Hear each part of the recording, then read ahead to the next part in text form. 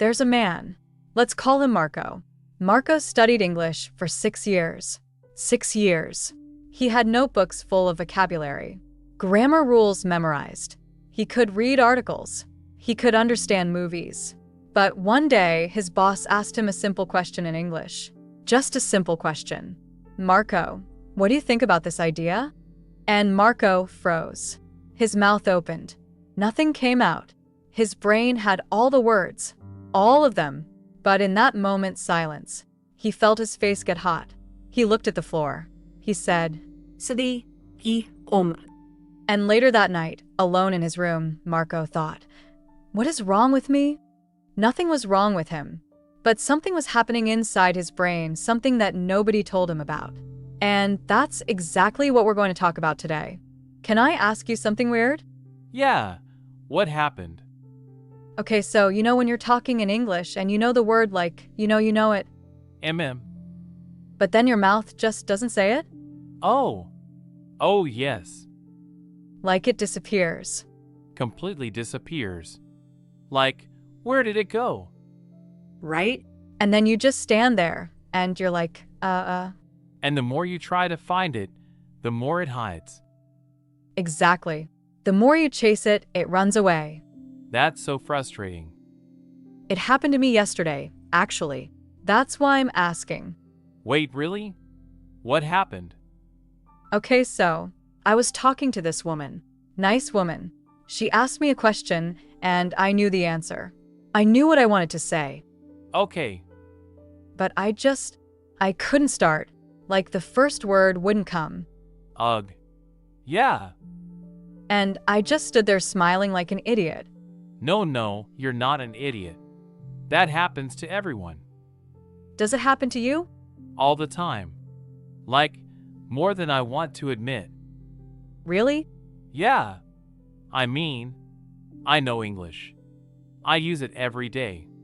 But sometimes someone asks me something and my brain just leaves. Ah. Your brain just leaves the chat. Exactly. Like, bye.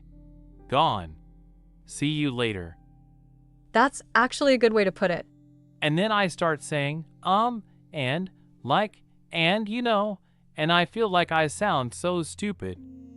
You don't sound stupid. I know, but in that moment it feels like it. I know exactly what you mean.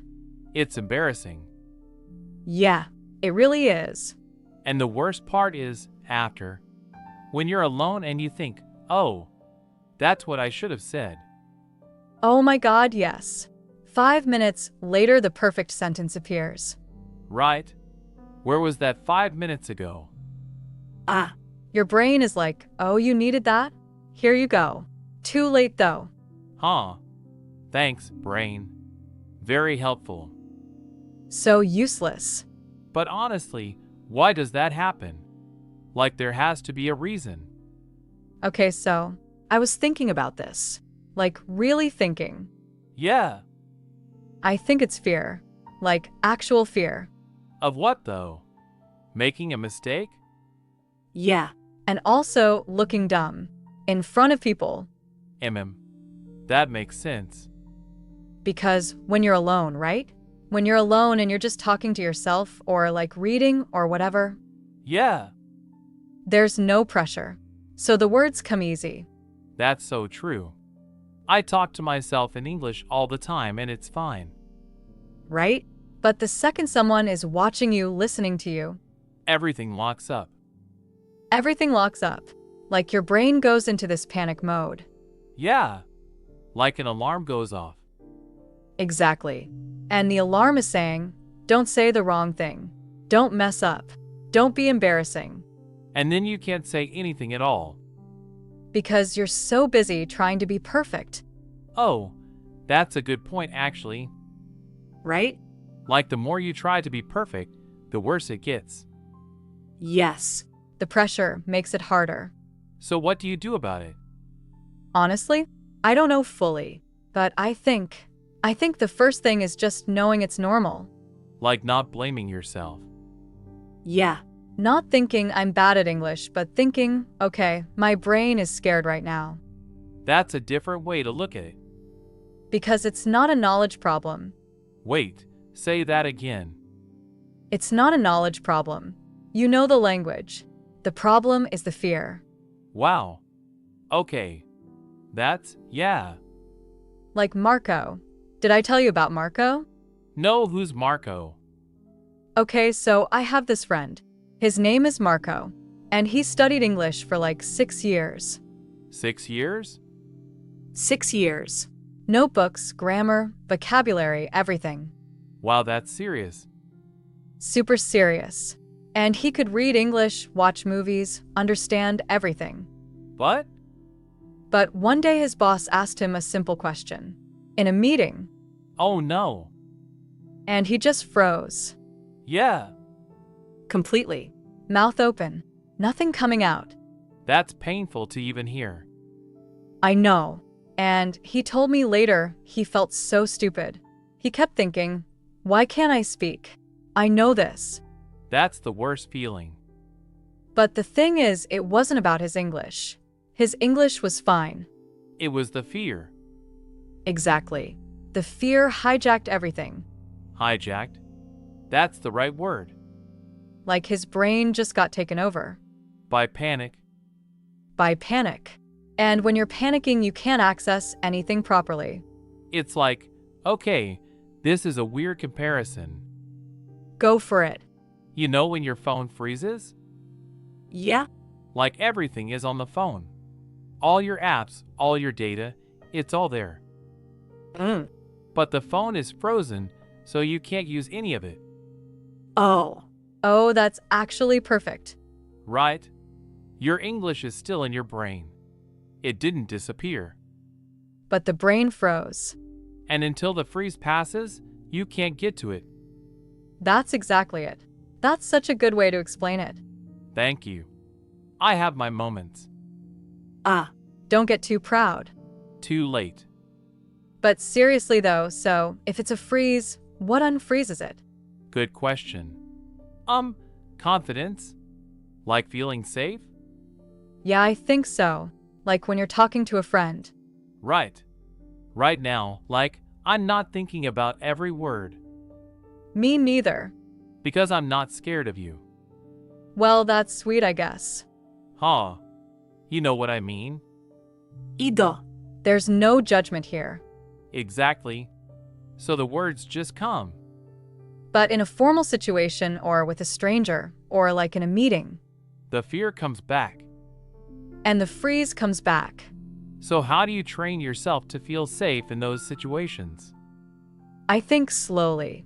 Like you can't just jump into the deep end. Right? You have to like get comfortable with small situations first.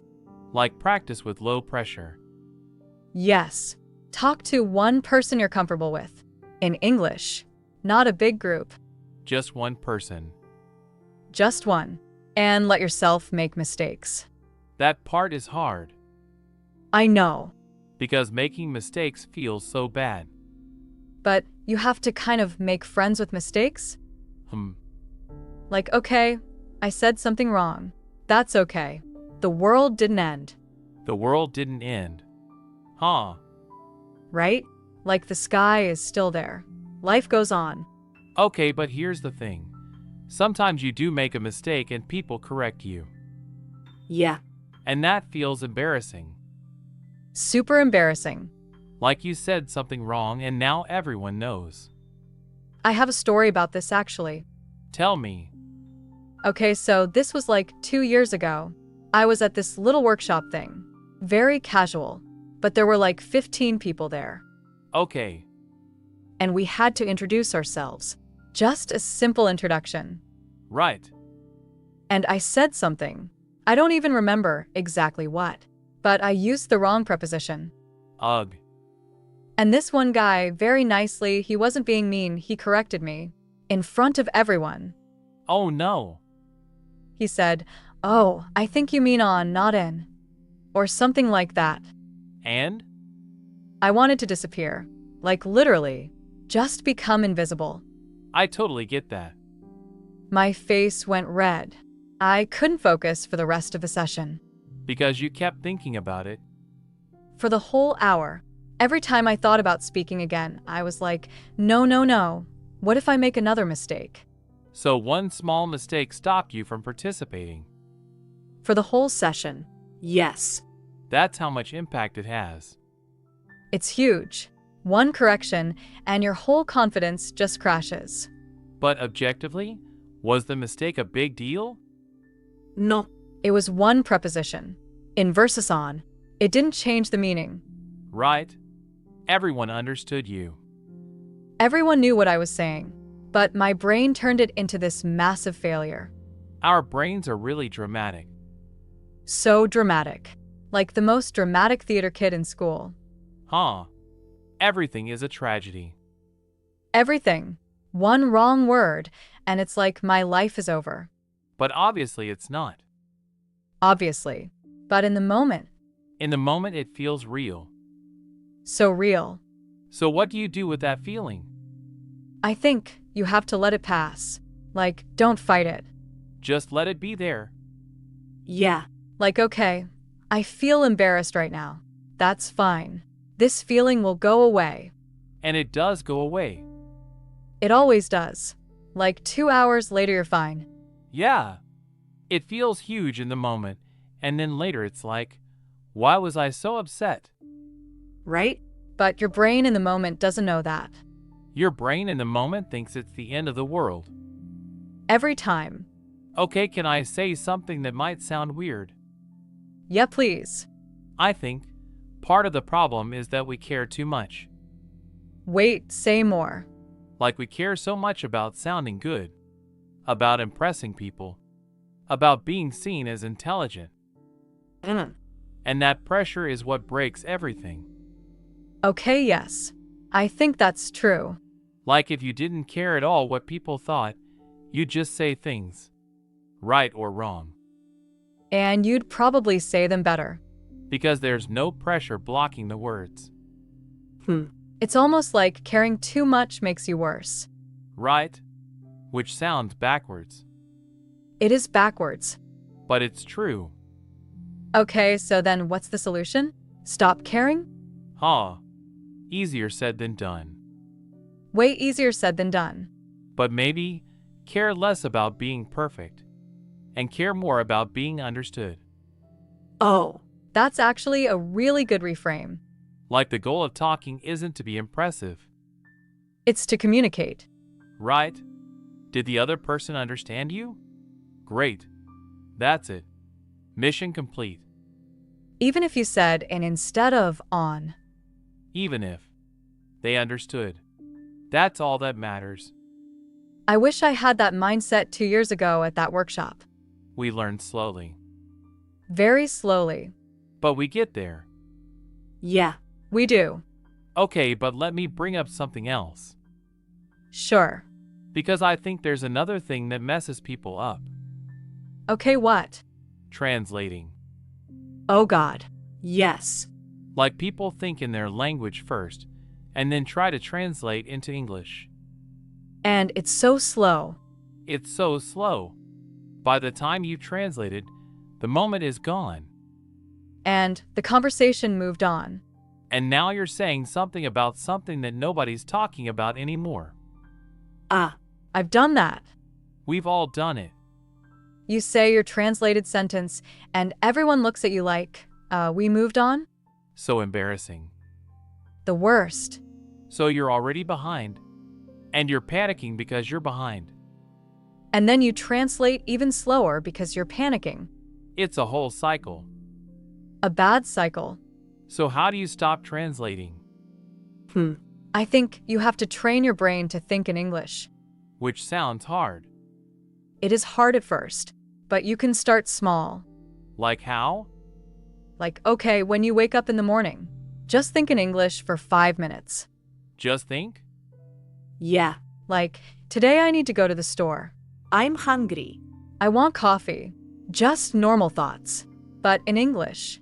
That's actually simple enough to try. Right? You don't have to be brilliant.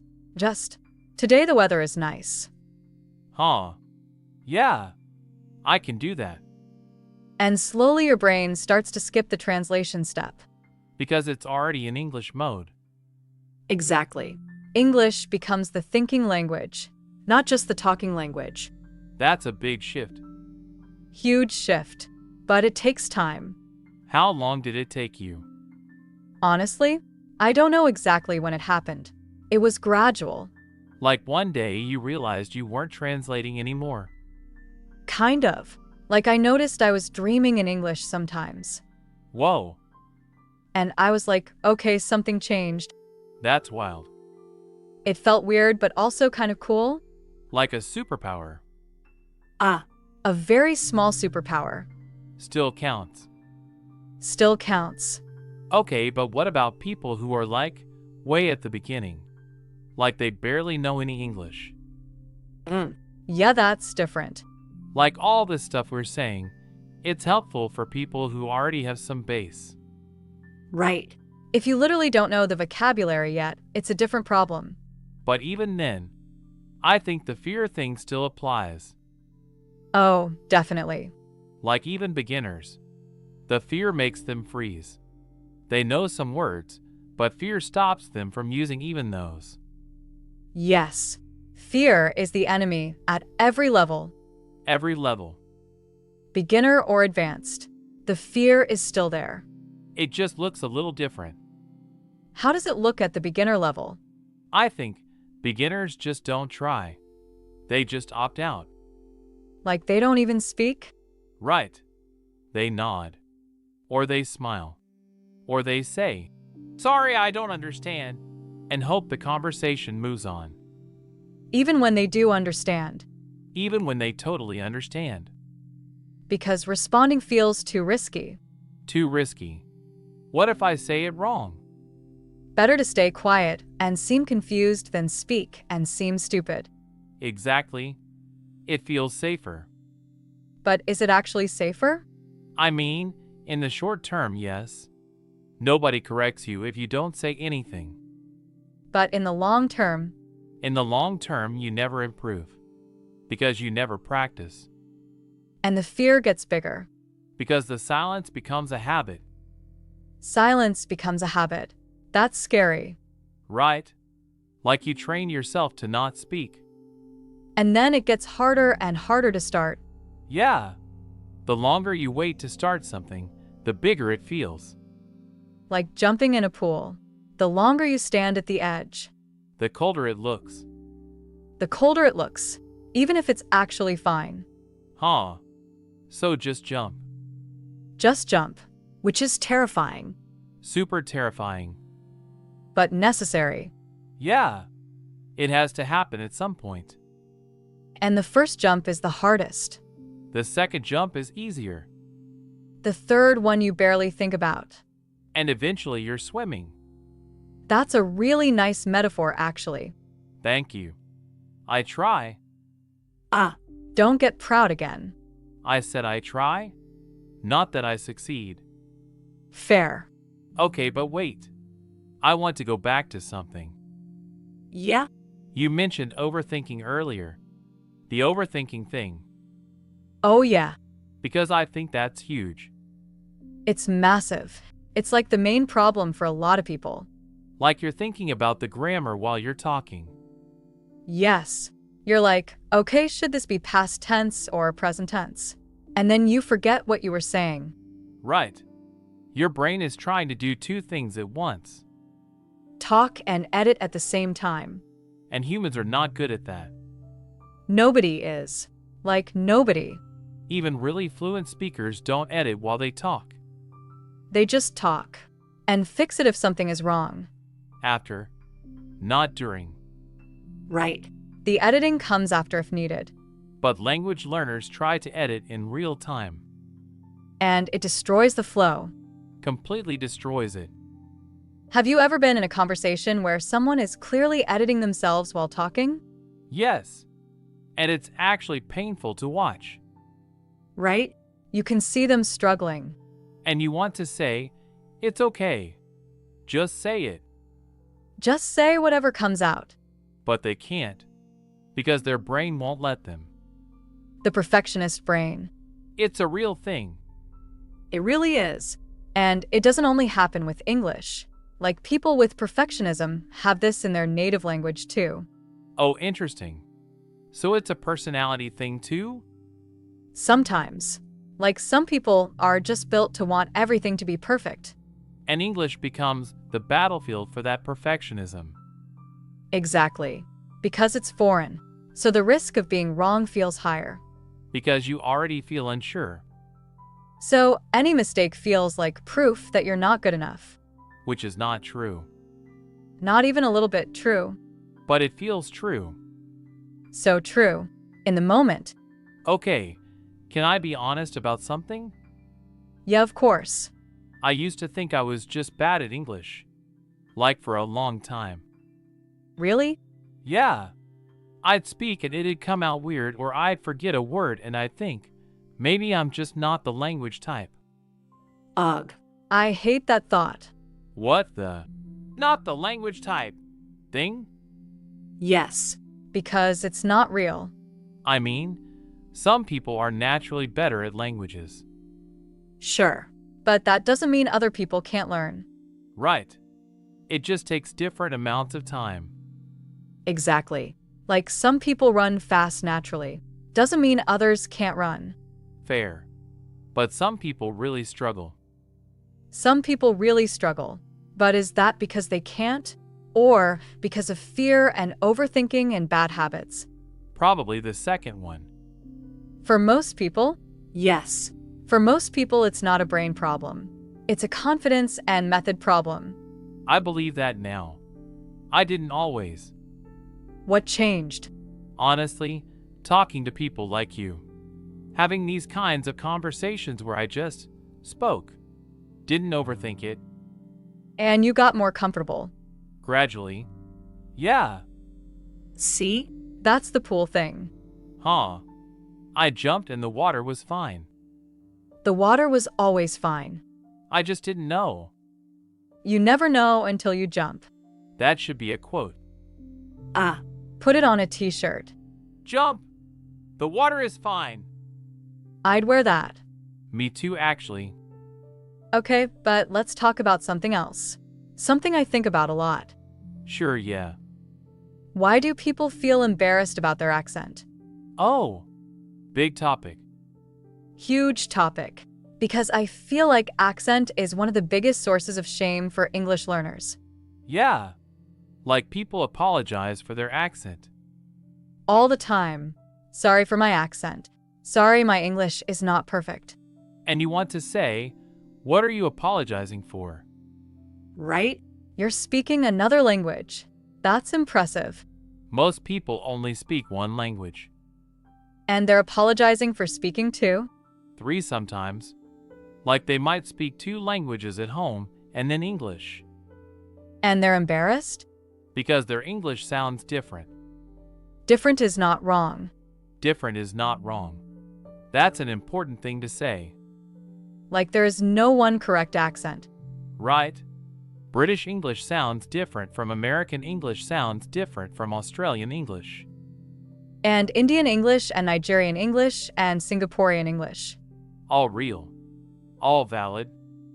All legitimate forms of English. So why do people feel bad? Because somewhere along the way someone told them their accent was wrong. Or they felt judged. Or they watched so much TV and everyone sounded American or British and they thought, that's the real English. And my English is the fake one. Which is heartbreaking. It is. Because it's not true. Not at all true. And actually an accent tells a story. Say more. Like your accent tells people where you come from, your history, your culture. That's beautiful. It's like a passport in your voice. Oh, I love that. You've traveled. You've lived a life. You're speaking English and you brought your home with you. That's so good. You should write that down. Huh? Maybe? But seriously, an accent is not a flaw. It's a feature. Exactly. A feature, not a bug. The tech people would understand that. Ah. They would. But you know what the sad thing is? What? Sometimes people mock accents. And that leaves a scar. Oh yeah, For sure. Like one person laughs at your accent once, and you carry that for years. Years. Sometimes your whole life. And every time you go to speak, you remember that laugh. And you hesitate. Because what if they laugh again? That kind of hurt goes deep. Really deep. Has that happened to you? Once. A long time ago. I was in a new place, and someone made a comment about the way I said something. Ugh. It wasn't even mean, I think. Like maybe they thought it was funny? But I felt so small. Of course you did. And for a while after that, I didn't want to talk much. Yeah, that makes sense. One comment. That's all it took. That's how powerful words are. In both directions. What do you mean? Like one comment can shut someone down. But one kind comment can open someone up. Oh, that's true. Like someone saying, "Wow, your English is really good," can change everything. It gives you a little fuel. And you carry that. Same way you carry the hurt. Yeah, we carry both. So, we should be careful what we say to people. Really careful. Especially about language. Because people are already vulnerable. They're already scared. And your reaction either helps or hurts. Choose to help. Always. Okay. I want to shift a little. Sure. Because we've been talking about speaking. But I want to talk about listening. Oh yeah. Listening is underrated. Super underrated. Like everyone focuses on speaking, but listening is half of communication. More than half, maybe. Right? If you can't understand what someone says, the conversation fails. And listening in another language is really hard. So hard. Like when someone speaks fast Or uses slang. or has a strong accent, Your brain is working so hard just to decode the sounds. and then you have to understand the meaning. And then respond. All in seconds. It's a lot. It's genuinely a lot. I don't think people appreciate how exhausting it is. No, they really don't. Like at the end of a day where I've been speaking English all day, I'm tired. Mentally tired. Like a specific kind of tired. Language tired. Yes. Language tired is a real thing. It's different from regular tired. It's like your brain worked overtime. Because it did. Translation, listening, formulating responses, managing fear, watching grammar. All at once. All day. That's exhausting. It really is. And people don't give themselves credit for that. Like you survived a hard day. Give yourself credit. You spoke another language today. That's work. Real work. And be kind to yourself when you're tired. Yes. Don't push too hard. Your brain needs breaks. Everyone does. Okay, but here's something I've been thinking about. Yeah. With listening, people often feel embarrassed to say, "Can you repeat that?" Oh, yes. Huge thing. Like they'll nod and smile and pretend they understood. And they have no idea what was said. None. Zero. And then they respond to what they guessed was said. And sometimes they're completely off topic. Huh. And the other person is confused. And you're both confused. All because nobody wanted to say, "Sorry, can you say that again?" Because it feels like admitting you're not good enough. But asking for clarification is actually smart. Like it's a skill. It's communication skill. Right? It shows you care about understanding. That you're paying attention. That's much better than fake nodding. Huh. Fake nodding. The universal language. Everyone does it. Every language learner has fake nodded. Guilty. Very guilty. But it's such a bad habit. Because nothing gets resolved. And you feel even more lost. Because now you're in a conversation where you don't know what's happening. And it's getting further and further from something you understand. Huh. You fake nodded yourself into a hole. And you can't get out without admitting you were fake nodding. which is even more embarrassing. So scary. But honestly, most people are patient Yes. Most people don't mind repeating. or speaking slower. Or using different words. Like if you just say, "Sorry, can you say that more slowly?" Most people will. And they won't think less of you. They'll probably appreciate that you're trying to understand. Right? Like it shows effort. And effort is respected. Not everyone has the courage to ask. Asking takes courage. It does. So be brave enough to say, "I didn't catch that.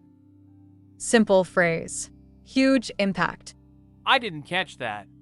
That's a useful phrase. Or, sorry, could you repeat? Or, "What do you mean by that?" All totally normal things to say. Native speakers say those things too. Right. It's not a learner thing. It's a human thing. Exactly. Sometimes loud rooms, accents, fast speech. Everyone struggles to hear. And everyone asks for repetition. So you're not weird for asking. You're normal. You're very normal. Okay, let me ask you something. Hmm? Do you have a memory of a time when you spoke English and it went well? Oh, yes, actually. Tell me. Okay, so it was a job interview. My first ever job interview in English. Oh wow. High stakes. Very high stakes. I was so nervous the night before I couldn't sleep. Oh no. Like going over every possible question in my head. What if they ask this? What if they ask that? Preparing like crazy. Crazy preparation. I had notes. I practiced in front of the mirror. The mirror practice. Essential. Don't mock it. I'm not mocking. I've done the mirror practice. It works. It does. Anyway, So I went in, and the interviewer was this really calm, warm woman. Good sign. And she just asked me to tell her about myself. Very standard. Very basic. And? And I just talked. Like the fear was there, but I talked through it. You didn't freeze? I wobbled a little, like I lost my train of thought once. What did you do? I just said, sorry, let me think for a second. That's so good. And she waited. And then I continued. She didn't mind? She smiled and nodded. She was totally fine with it. Because that's a normal thing to do. Exactly. People say, let me think, all the time. But when you're nervous, you forget that. You think, I can't pause. I have to keep talking. Even if the talking is garbage. yes. Nervous garbage talk. We've all been there. But I paused, and I gathered my thoughts, and I continued. And how did the interview go? I got the job. Oh, nice. Yeah. It went well. See? The pause didn't hurt you. The pause helped me, because I came back with a clearer sentence. That's the lesson. Don't be afraid to pause. A pause is not a failure. It's a breath. A reset. Exactly. And then you continue. I love that story. It was a big moment for me, I bet. because I proved to myself that I could do it. And once you prove it once. It's easier to believe the next time. Right. Because you have evidence now. I did it before. I can do it again. That's powerful. It really is. Like you build a little library of wins. Yes. And everyone goes in the library. And when you're scared, you can go to the library. I remember that time. I did it then. I can do it now.